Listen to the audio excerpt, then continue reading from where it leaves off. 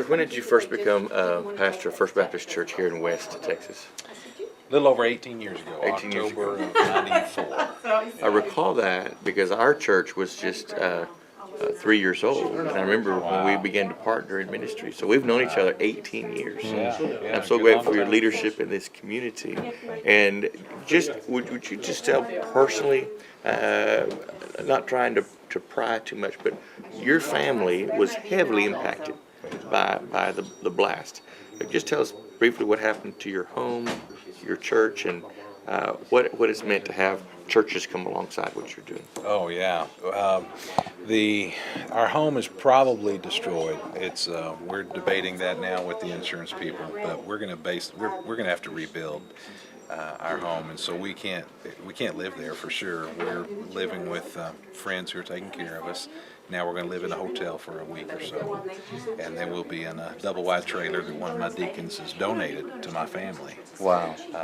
And so, God's been taking care of us each step along the way, but it is a difficult time for us. He said when he first came in, they came in the house, like 6 or 7 inches of insulation was everywhere, glass was everywhere, so this has been cleaned up. I guess somebody from the insurance company came in. Double glass windows on the front door here, and he had his personal chair. He always would sit right here, and he just happened to not be here that day.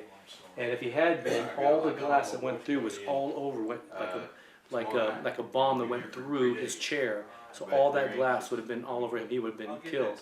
But he said there's story after story all over this area in West where people used to do something that they would normally do, just happened not to do what they normally do that day, or sit where they normally would sit, or be home at a certain time, or at the apartment at a certain time.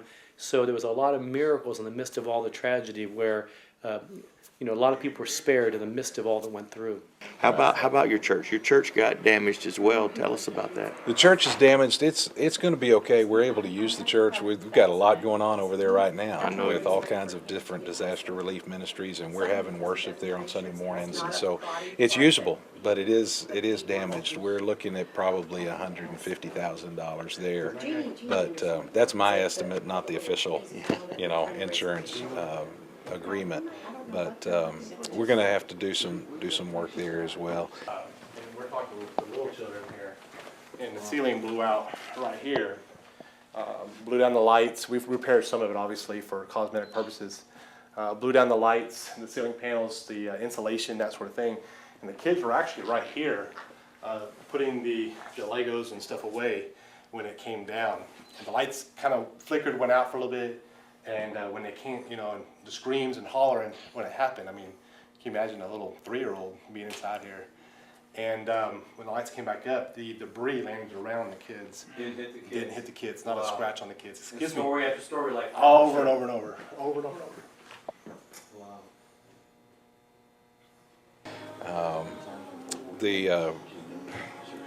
Our church is not really, the building is not really our primary concern right now.